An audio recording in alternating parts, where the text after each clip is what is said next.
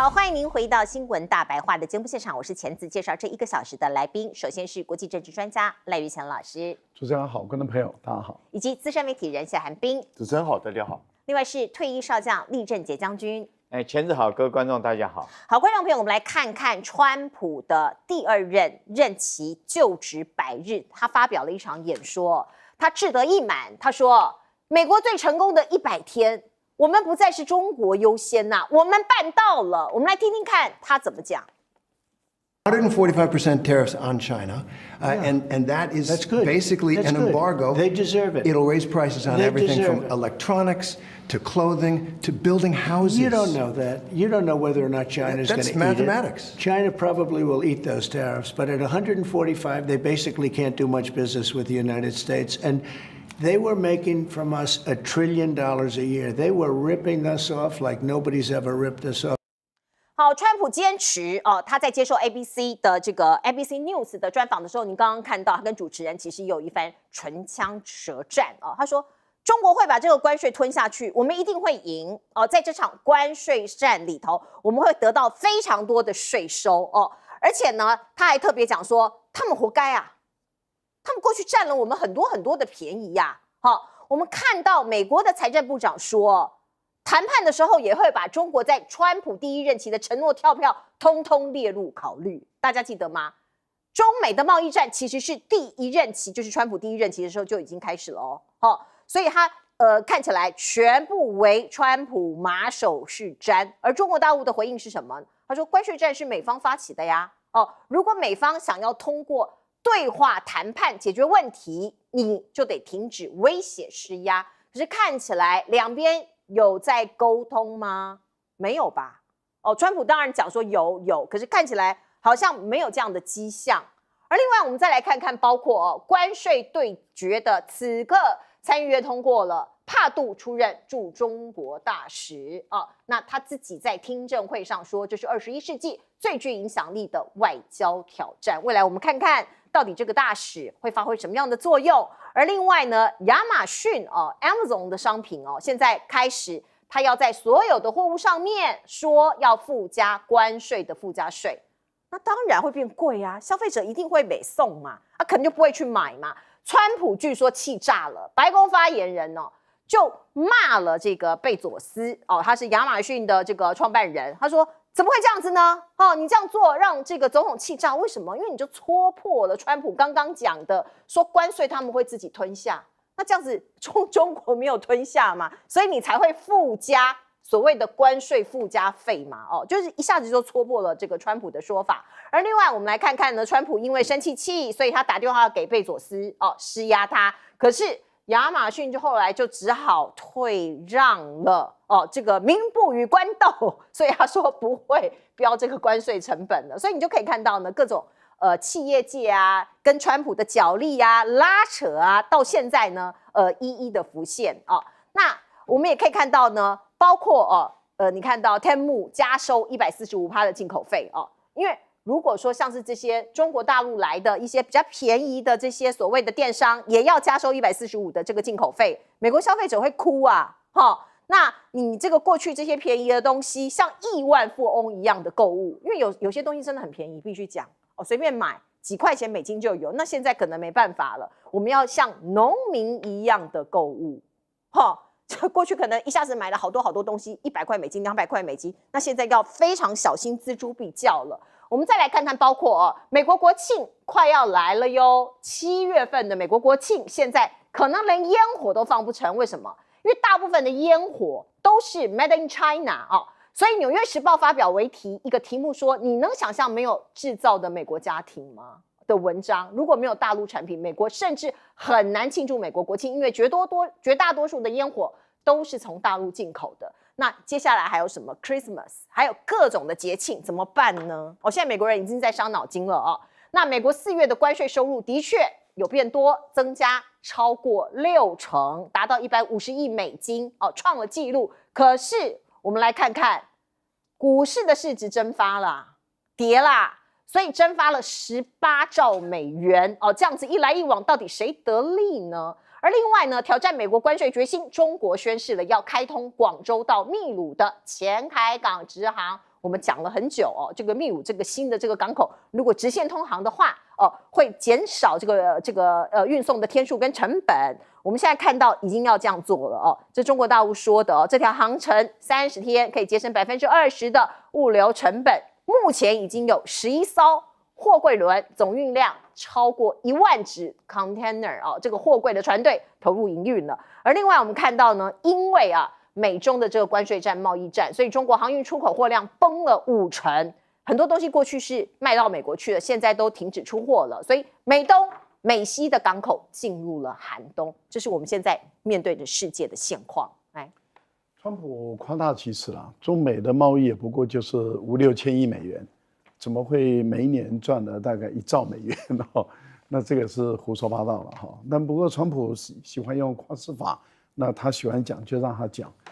但是在这5、6千亿美元中美国的进口就是美国出口到大陆的有1000多亿，而这1000多亿大部分是可替代的，例如说它的农产品可以从巴西啦、澳大利亚啦，还有阿根廷啦等那些国家来替代，包括玉米啦、大豆啦、牛肉啦等等都被替代了，甚至包括波音公司，中国大陆也都拒收了，因为大陆对美国课125%嘛。所以你波音的飞机如果进入中国大陆，这个税一课125的话，那是进口商付，那就等于是2倍的价钱了。所以中国大陆当然把波音就退回去了，不买了。这个就是，但是不买了有没有办法有替代品呢？有，例如说有法国的空中巴士，也有中国自己的 C919，也就是说连这种科技产品，大陆也都有替代品。可是对美国来说的话，没有中国的产品怎么办？我们都知道，前段时间3C产品美国已经马上就豁免了1000多亿美元，所以4000多亿中已经少掉1000多亿了，那只剩下3000多亿美元。这个3000多亿美元中还有没有必须要豁免的？我想美国最终也要被迫需要豁免。为什么？因为您刚刚讲的国庆的这些烟火，80%到90%，甚至到90%以上都是来自于中国大陆。而如果你要从其他的国家来进口的话，它的原料也要从中国大陆来进来，而且中国大陆的这个烟火的品质最好，除非美国在国庆的时候不放烟火，这个对美国人来讲是情何以堪的事情。那另外，你迪士尼结束的时候散场之前又要放烟火，那怎么办？这个都要转嫁到消费者手上。另外还有一个部分就是圣诞节，因为从现在开始，感恩节啦、升天节啦、圣诞节啦、万圣节啦都来了。那这些这么多的节日，对于美国的小朋友来讲，美国的家庭来说，其实是很重要的，因为是合家团圆，小孩子最开心的时光，还要买礼物。那这些礼物现在对于美国的这些进口商来讲，他们痛苦万分。为什么？因为这么高的关税，他们付不起。可是问题就是，如果他们不进口，他们就没有生意做，而他们通常都是利用这几个节日满足他1年2/3的营业额，也就是这几个节日就让他们的店可以支撑2/3喽。那这个是很大很大的一笔生意。结果这些进口商他们都痛苦不堪，为什么？因为他们实在是没办法想象，就是说他们到底要不要下这个订单。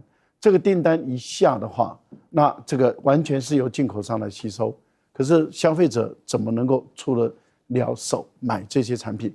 可是小朋友如果在圣诞节的时候没有礼物，那这个家会怎么样？然后圣诞节的时候没有办法有布置，会是怎么样？甚至万圣节那怎么办？我想这些都是让这些进口商感觉到很痛苦的事情。当然对于有钱人来讲他是没有什么感觉，可是对一般的中等家庭跟中等以下的家庭，坦白说这个压力很大。而中国大陆已经很明确的跟沃尔玛跟这个 Amazon 已经讲得很明白，而且已经都约谈了，就是不可以逼着中国的厂商降价。那中国的厂商是不会降价的情形下，当然就是你进口商吸收嘛，所以 Amazon 才会想把这个吸收的这些费用告诉消费者说，不是我要给你们涨价哦，是关税要涨价，我没有办法。是，但是问题就在于这个就触痛了这个川普的短处了。对，那川普刚刚接受访问的时候，不是还说关税是中国吸收吗？中国要吞下，他这样讲。Amazon 已经告诉你说，这关税是我们吸收啊。那这个白纸黑字就定在账单上啊。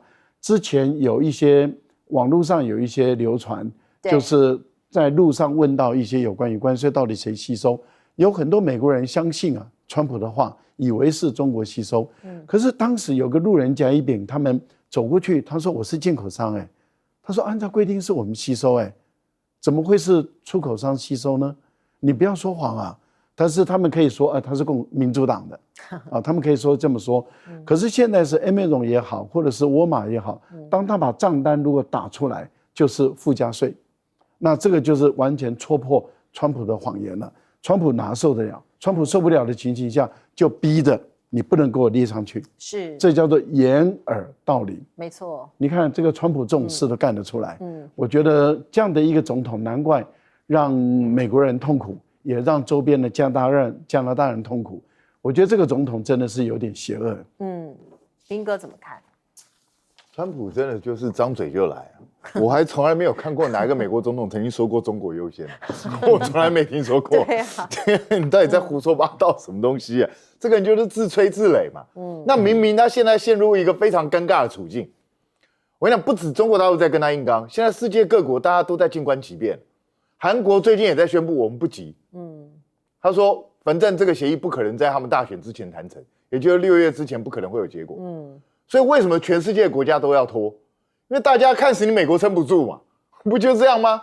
一开始世界各国可能真的有很多国家很急，现在大家慢慢看出端倪了。你川普就是纯粹在唬人而已嘛，真正受害的是你自己的消费者嘛。川普有没有搞清楚一件事情？人家说你这样形同对中国大陆实施禁运，他说这样很好啊。如果今天是美国的货物去中国大陆多，那你说你对中国大陆实施禁运是有道理。是中国大陆进你美国的货多那你对中国大陆实施禁运，那代表什么意思？你知道？代表美国人就没有货，不就这么简单的一件事吗？所以你根本就是在制裁美国自己人川普会不懂吗？他懂啊，但是他不愿意承认这一点，所以就开始跟你东拉西扯、鬼扯淡。然后这个财政部长也是一路跟着川普在那边呛虾，贝森特就是这样子啊。问题是你用呛虾的方式会有用吗？中国大陆现在态势已经摆得很明啊，除非你自己要降低姿态，不然的话我不跟你谈，我就是不跟你谈。那所以美国如果不想降低姿态，那我们大家就僵持在这好，看谁撑得久，就这样。所以这个裴度不管他认为这个是个多有挑战，我告诉你，挑战根本不在他身上，因为跟他没关系，你知道，只要川普的政策不改变，这个大使一点作用都没有。讲实在话，就摆明就是这样子啊。所以你其实就是去那边吃闲饭的，讲实在话。那至于说亚马逊说要把这个税列上去，川普气炸，我就觉得川普有什么好气炸的？你不是告诉我们说税都是大陆人付的吗？那你应该要亚马逊，应该要不止亚马逊，所有的商都要列。你看每一项产品我们赚了中国人多少钱？你不是应该要列出来吗？那你为什么不列？就表示你也知道这个税是美国人在付，不是中国人付嘛？不就这么简单的一件事吗？所以我觉得搞这一套真的没意思啊。当然我知道美国人有一些他平常没在注意这些事情，他可能没有想通这中间的关键。可是时间久了，一个最基本的东西就是不管谁付这个钱，物价变贵了嘛，那我一定会感受嘛，对不对？就算这个钱假设他真的认为是中国大陆人付了，那为什么会变贵？如果中国大陆人付了这个钱，应该变更便宜啊，那怎么会变贵嘞？那到底是怎么回事？难道政府在抢我的钱吗？他一定很自然而然就会开始有这种想法，所以这个东西撑不久的啦，很快这个牛皮就要吹破了，就看川普准备什么时候华丽转身而已。那美国其实不只是国庆，美国所有的节日的商品几乎都是中国大陆来的。不然美国人就是从此以后，美国所有传统节日都不要过，也不错啊。节省开支啊，我觉得也很好啊，尊节过活，对啊，但是问题是，美国人受得了吗？美国有一个总统有办法能够让美国人不过节吗？我想历史上没有一个美国总统承担得起这种风险啊。川普自己好好想清楚。对，而且很多人无法负担过节的费用，这是大事哦。来，将军。我们经常讲一句话叫赔本的生意没人做。是，你要中国这些商人东西卖给你，如果要有倒贴老本的话，我是绝对不做的。当然杀头生意有人做了，但是他绝对不会赔本。那中国我们知道，中国人有时候做生意哦，其实他讲究的是薄利多销，就是我不要说是每样产品我卖很贵，我用比较低的价格，但是我能够卖的数量比较多哈。这个我们从哪一件事情就可以看得出来。我们不要说是民生用品这些小厂商，包括到中国的电动车比亚迪哈，大家去看一下，它现在销售量虽然说是这个份额已经占到全球，已经几乎超过这个特斯拉了，但是它毛利率不高哈，就是它采取薄利多销的政策。那如果说是这种政策卖到你美国去，你叫他在这个科加关税，你叫他倒贴老本，那怎么可能吧？那试问一下，川普说他关税收了6000亿，我们先不论他这个是不是在吹牛，或者先不要管他，你这边赚了6000亿，结果你股市赔了6兆，划不划算哦？我们先考虑这6000亿到底是谁付的？是中国的这种制造商付的，还是你美国进口商付的，还是这个消费者付的？我想这个答案从这个亚马逊它的这种商品里面，它标示说是这个关税付了多少钱，就是告老百姓说这钱是你付的，所以老百姓才会生气嘛，美国才会说，哎，你怎么可以告诉老百姓说是他付了这么多钱？那川普在骗他们自己国民说，哎，你看我们征了关税以后，你就可以不用缴税。问题是你买东西的时候，你就先缴了一笔税，这6000亿，如果真的是6000亿，难道不就是这个美国老百姓交了这6000亿，等于是交税金嘛？是。当然，你川普在竞选的时候，你说要取消小费税啊，干嘛？可是你那边你那边没有课到税，但是你换个方式，你用卖东西的方式跟老百姓征税，那老百姓现在就很明显的这个受不了了哈。这个我们刚刚讨论了很多了，包括现在那个美国的很多老百姓，因为他食衣住行已经很明显的通货膨胀，已经很明显的涨价，但是他少不了，你少不了这些东西嘛。我们知道。当贸易战打下来，中国来讲货运当然会减少，货运减少，企业界少赚钱，甚至有些企业可能倒闭，或者是工人可能失业，这是中国首要必须要面临的。但是中国可不可以想到替代的方式？他当然想到替代方式，就是卖到这个南美洲去嘛。我们看到这条船开到前海港，不就是原来要卖给你这个中国的东西卖到这个东南亚这个南美洲去哈？我们看到阿根廷米莱现在高兴的要死，他马上降低关税。让他的国民可以买到这个物美价廉的物品哈，其实对老百姓来讲是好的。我想这个米莱其实是蛮聪明的，他虽然说号称是川粉啊哈，但是他这种方式让老百姓买到便宜东西，对他竞选下一任总统是有帮助的。最后我要讲一句话哈，大家现在担心美国的烟火，我倒是担心这个美国的洛杉矶奥运怎么办呢？你知道巴黎奥运那些所有东西，包括加油站，包括这个运动员的服装，包括到所有球具、乒乓球拍，都是义乌造的，都是中国造的。那你现在这个洛杉矶奥运，你到底还办不办？很快就兑现了，没有错。我们拭目以待。对，洛杉矶奥运马上就要来了，到时候可能还有更多的问题会浮现。而另外，我们看看川普哦，他在这个就职100日接受了好几家媒体的访问，其中在大西洋的这个专访里头，他讲说哦，我不仅治理美国，也治理全世界。大家觉得说你在讲什么？我们全世界有被你统治吗？川普的内文是这样说的，他说第一次当总统的时候，我要做2件事，就是治理国家还有自保那他身边都是一些腐败的人，他自己那时候说有深层政府，他说美国都被深层政府控制现在第2任，他说我不仅治理国家，我治理世界。我的天哪，这个真的是这个惊人之语啊！另外呢，川普真的无所不能教宗不是刚刚过世吗？现在他说他是第1人选他也想去当教宗可是美国人美国是史上没有人当选，就是没有做过教宗，教宗大概都是从这个欧洲来的上一任教宗方济各是从南美过来的。那我们再来看看川普上任100天施政有多少实现呢？美国的媒体就帮他统计了一下，他说大部分都落空，包括你驱逐移民未如预期，还有抑制物价受挫了，关税政策反效果说是24小时之内要结束俄乌战争，到现在连个影子都没有所以到底川普能成就什么事呢？他现在只是在抱怨他说联准会那个人不太行，讲的就是鲍尔嘛。他说他对鲍尔更懂利率，他一下子可以懂利率，一下子可以去当教宗，一下子要统治全世界都给他当就好了嘛。川普在这个所谓的执政100日，美股没有庆祝行情，却出现半世纪最惨的记录。我们来看看，从他就职到现在，标普500指数下挫了7.3%，道琼工业指数下挫6.8%。美股还经历了从1973年尼克森第2个任期以来最糟糕的前100天表现。所以呢，华尔街有很多人觉得无望。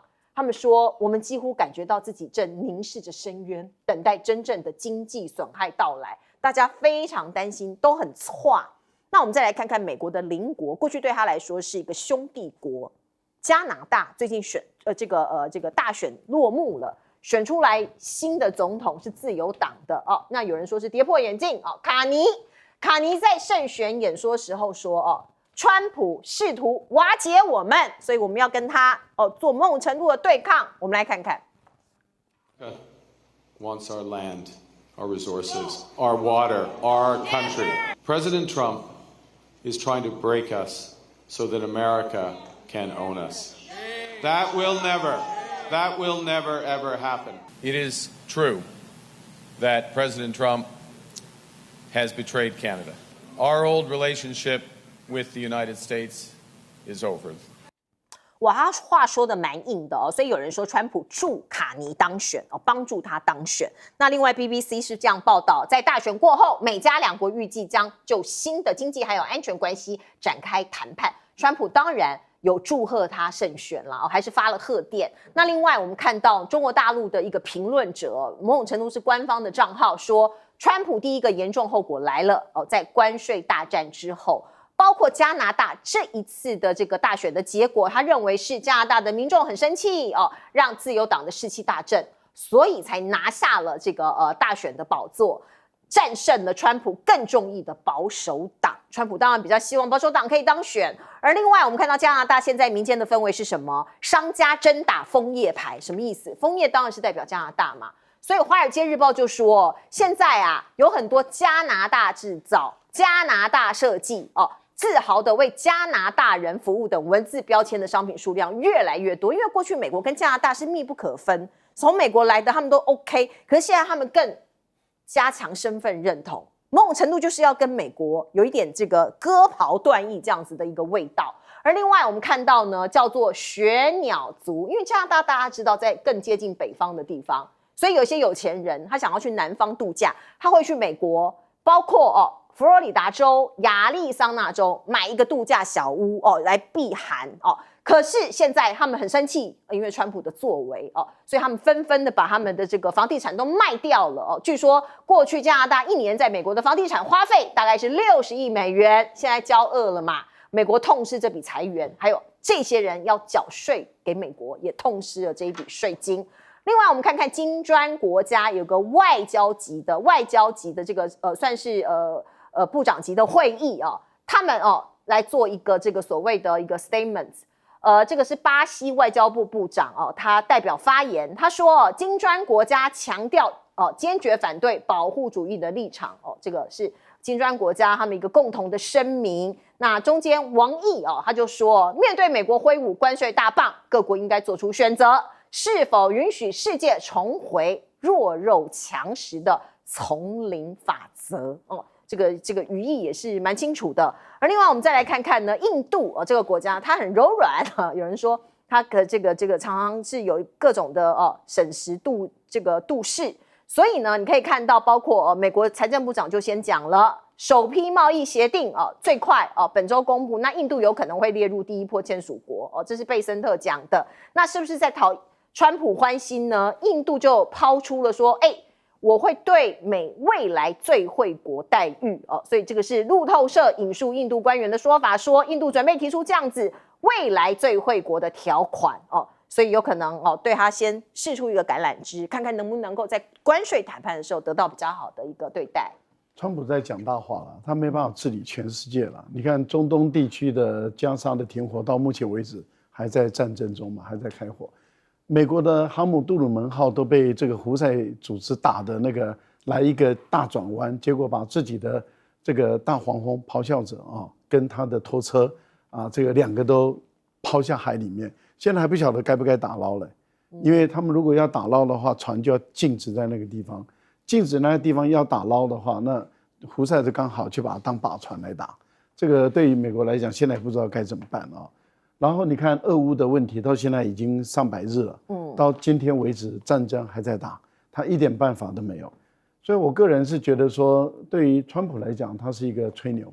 东北亚的问题，朝鲜啊，你看他的武力越来越精良，朝鲜的部队就直接介入这个战争了，而且看起来他的军队越来越能打仗，然后东北亚的局势也越来越紧张，核武的问题也在发展，伊朗的核问题也在发展中。其实对于川普来讲，他完全对整个世界各国他一点办法都没有。为什么？影响力越来越差了嘛。他对于中东地区是如此，对于拉丁美洲也是如此，他对于非洲，他对任何一个地方都是如此。我们已经看到这样的一个领导人已经把美国玩掉了，玩到美国到今天为止失去世界各国对他的信任，连加拿大人连美国人自己都很痛苦啊，就是说怎么会选出这样一个总统。那例如说他想当教宗，他不够格了，他品德太差了。教宗我们都知道一个地区的主教都要品德一定要高尚的，因为这是一个道德的问题啊。对，宗教信仰是道德的问题啊，是人类间最高的这种对欲望的一种节制。对欲望的节制能力越强的人，就是越有道德的人嘛。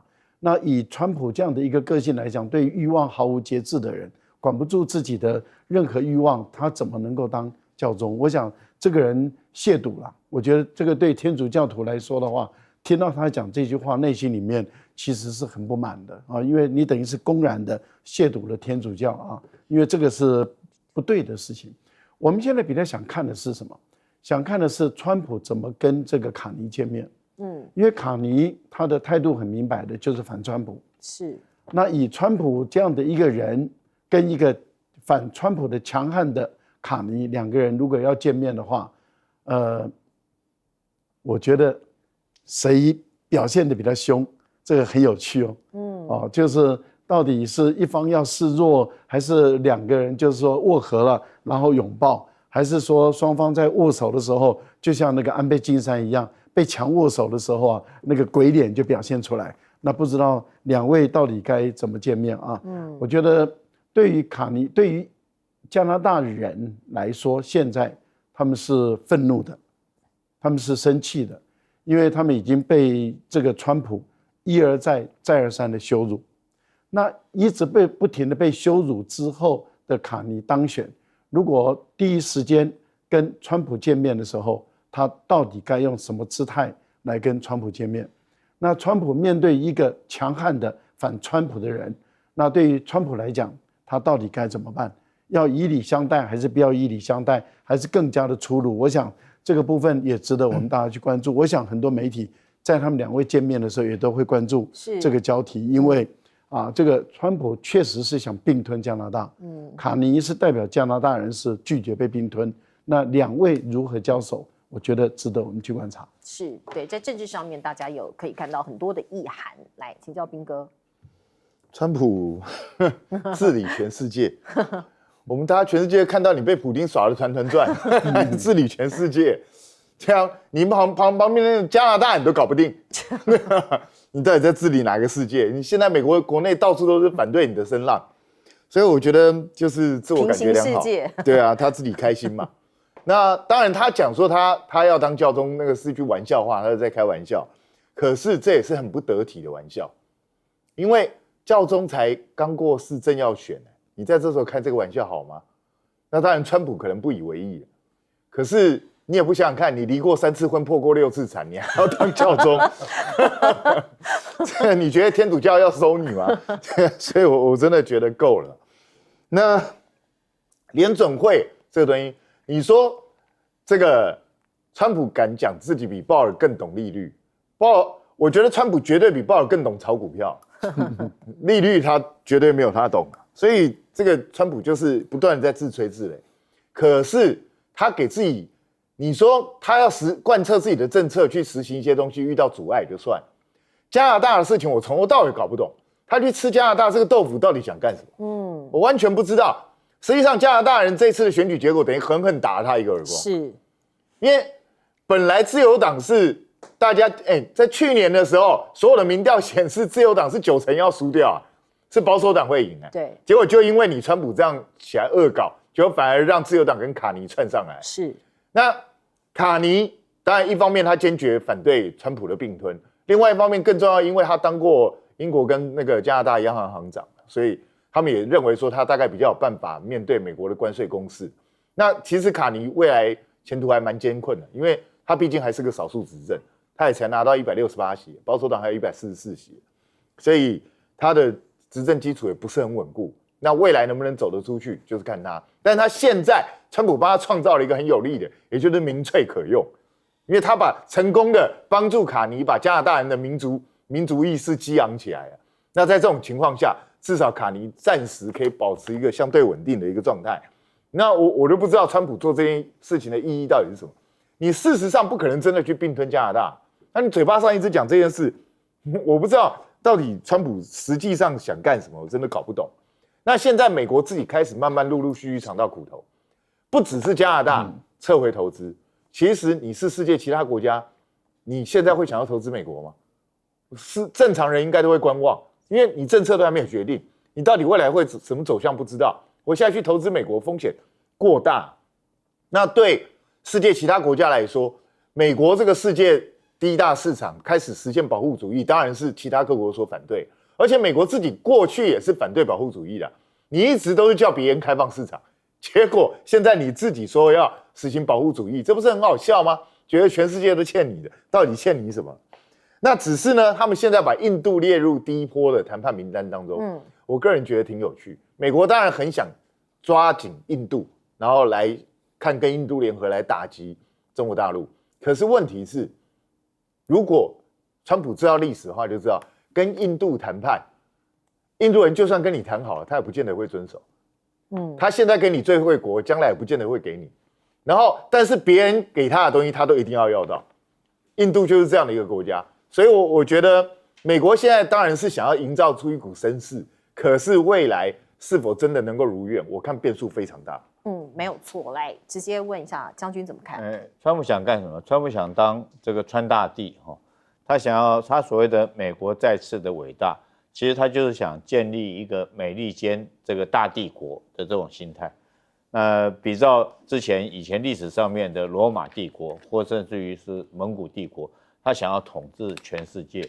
由于他这个任期这是最后一任的任期，现在是4年减100天，所以他可以看出来他非常急切的想要利用剩下来未来3年多的时间，建立他的梦想美利坚大帝国。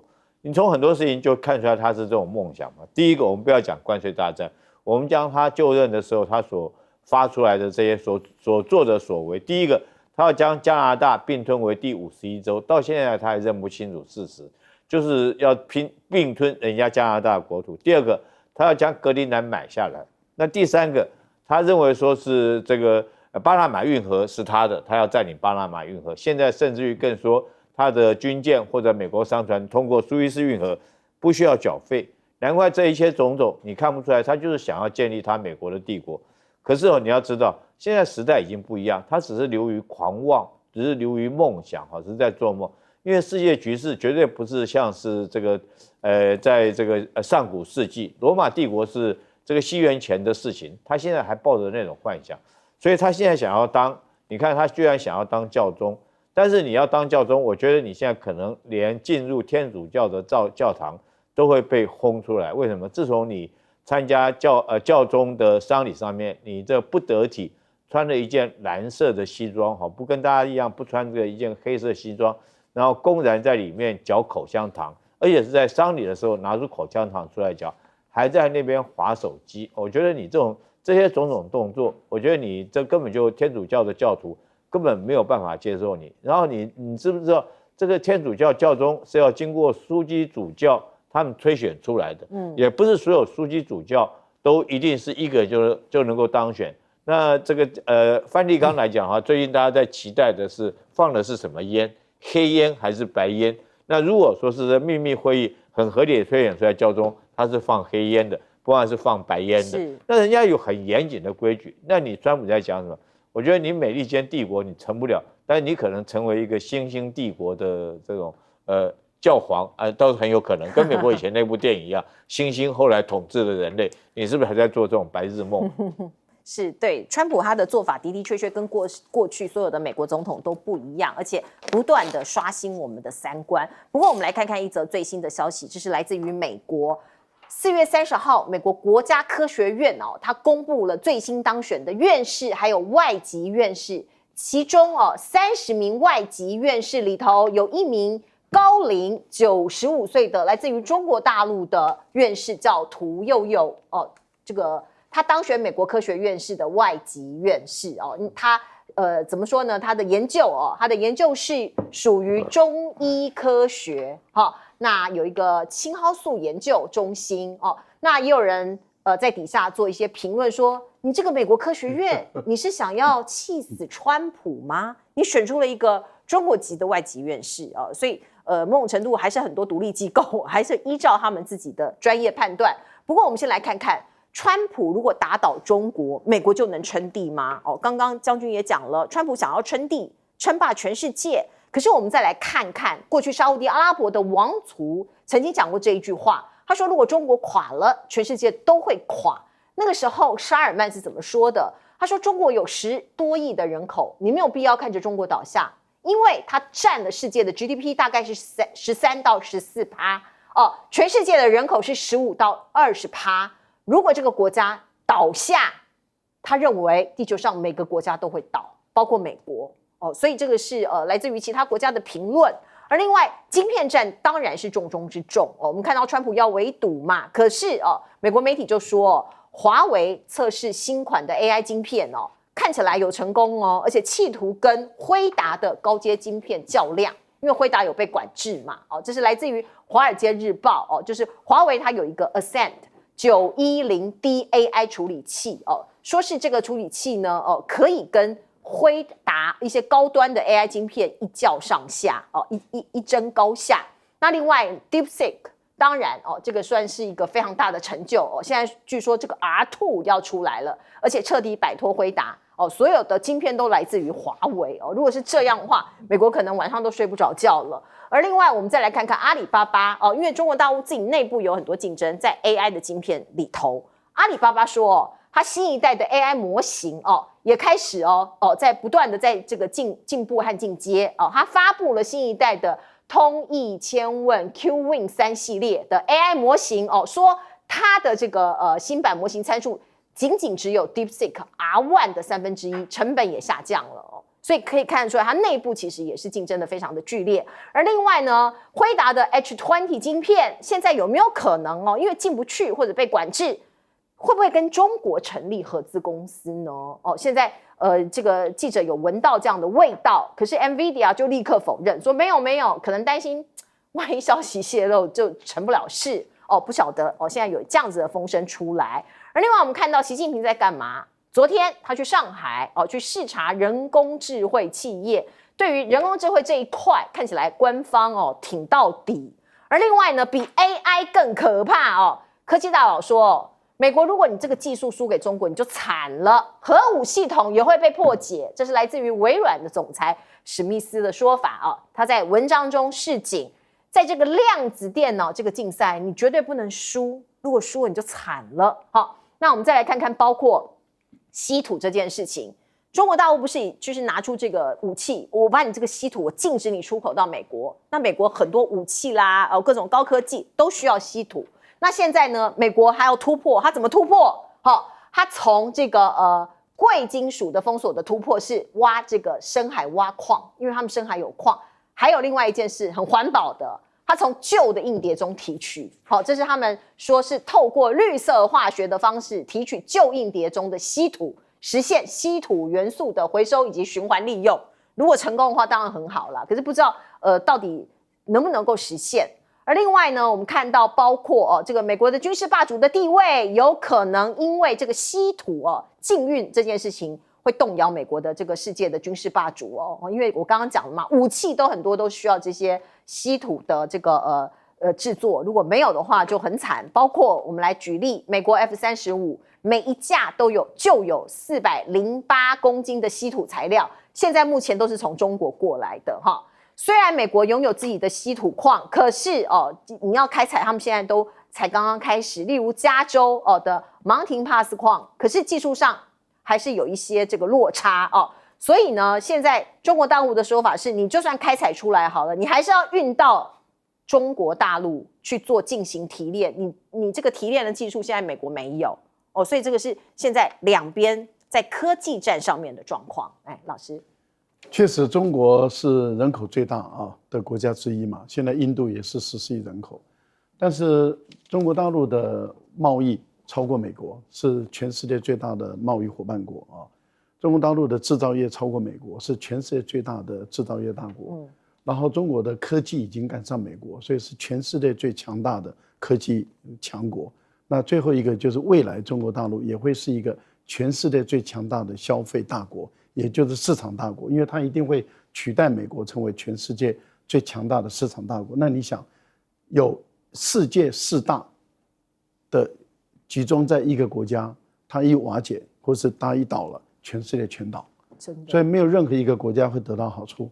因此，美国或者很多的国家不要期待中国大陆崩解啊，所谓的中国崩溃论，这些期待的你想清楚，中国大陆如果一旦崩解，你自己也崩解。全世界都崩解，我想这是一个大家都心知肚明的事情啊。那我们再来谈第二个问题，就在于华为，因为其实本来我们在科技方面本来就是有依赖嘛。为什么？因为我们都会根据经济效益来讲，也就是说，我如果能够更便宜的买到你更好的产品，那我为什么要投下重资去生产、研发、制造？我给你买就好了嘛。而且你愿意卖，这个就构成了全球的生产供应链。我依赖你，你依赖我，其实大家都相安无事，反而更加的和平。可是你今天要打压我的时候，你逼得我必须要自力更生，我跟你的关系就慢慢的开始在减少，最后就完全脱钩了。那以现在的中国大陆来说，在半导体这个部分是美国是全力的要打压，所以中国大陆等于是被迫，它是被迫的要跟美国是彻底的脱钩。那在这样的一个趋势下，你看到中国的整个经费、研究经费、人才、人力、时间都投资在这里的时候，它当然进步的速度就很快了。现在华为的出来的这个处理器，它基本上已经跟辉达的 H100相 PK 了，而且它已经直接就丢给这个厂商说：“你们去试用，看我有没有比辉达好。”事实上，很多用的人都知道，它已经比辉达 H100好。那因此，越来越多中国的厂商说：“那我就不用辉达的了，是因为我买不到嘛，那我就买这个华为的。”那你想，当它的国内的市场够大的时候，它的良率越来越提升，到最后它的价格就可以跟这个辉达 PK 了。本来是这个对于辉达来讲占有优势，它慢慢失去优势了以后，对于辉达来讲，它当然就是紧张嘛，因为当它市场份额越来越小，而华为越来越强大的时候，华为当然就在国际市场上就会击败辉达。我觉得川普把自己的厂商搞垮了。是，所以现在辉达其实蛮伤脑筋的。来，我们进一下广告。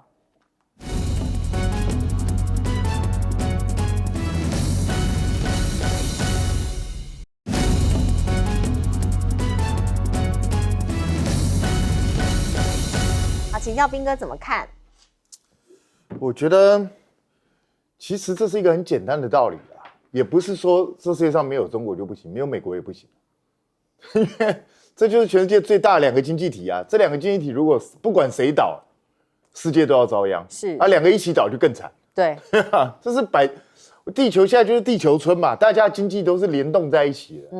所以我觉得那种，所以你看哦，美中不管斗得多恶劣，大家都不会讲说我就是要给你死。因为你给他死的意思，其实就是你自己也会跟着死，就是这样的一个很基本的一个道理。所以，我觉得这个大家心里头都有数，可是有一些政治人物就是故意嘴巴上讲得很秋了。那但是我一直不懂美国的想法到底是什么，也就是美国现在强力的，就是把连这种中低阶的晶片也不要给中国大陆。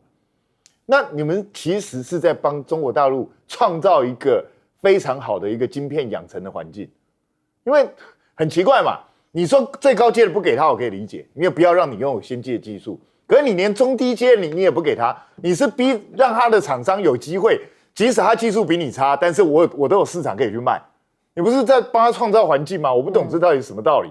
而且断了你自己美国厂商的生路，这个逻辑是匪夷所思的。而且我们一直在强调的就是，其实不是所有东西都需要用到先进制程，先进制程只在某一些特殊的领域上必须要有用。对，那在一般的东西上面，大家用的都是成熟制程啊。那中国大陆最近在研究什么？就是好，我最先进的晶片也许没有你厉害，但是没关系，我用重集的方式，我把它几十颗、几百颗聚集在一起，我的效能就可能可以追上你，甚至超越你。他们的想法就是这样，就是弯道超车嘛，另辟蹊径嘛。我觉得办法是人想出来，而且美国现在就好像一个补习班老师，一直不断在逼这个学生，逼中国大陆这个学生，你要给我想出办法，想出不同的解法出来。所以美国人到底知不知道自己到底在做什么？我是很怀疑哦。那量子电脑这个东西，其实中国大陆现在最起码是跟美国并驾齐驱，甚至有很多人认为中国大陆在量子电脑这一块是超过美国。其实这个对美国来讲是一个非常严重的警讯，但是我不认为川普能够理解这个东西。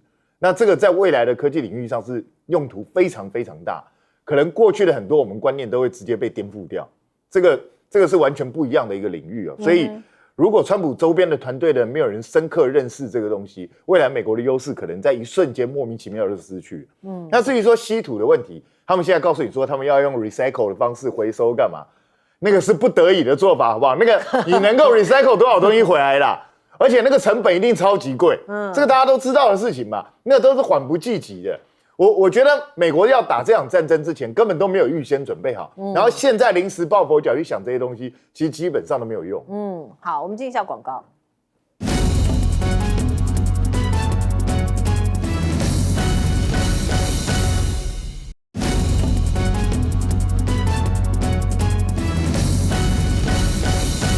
好，什么东西比 AI 更可怕呢？说是量子电脑，请教将军。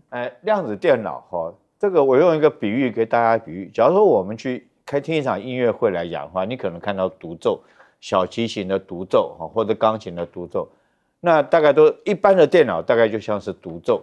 那量子电脑简单他们来形容的话，就像什么？就像是一场的这种交响乐的表演，所有乐器一起表演。那你想想看，那等于是千手观音同时在演奏这个乐器各种从钢琴到鼓到这个小提琴到喇叭各种乐器都有。那它强在哪里呢？强在它这个解码的力量非常的可怕，可怕到什么？为什么说它会解核子武器的密码呢？是因为他们讲如果说这个密码设定以现在的电脑来讲，要10万年才可以跑出来的解码程序，它几个钟头就给你解出来了，就破解了。对，就破解了，就这么可怕。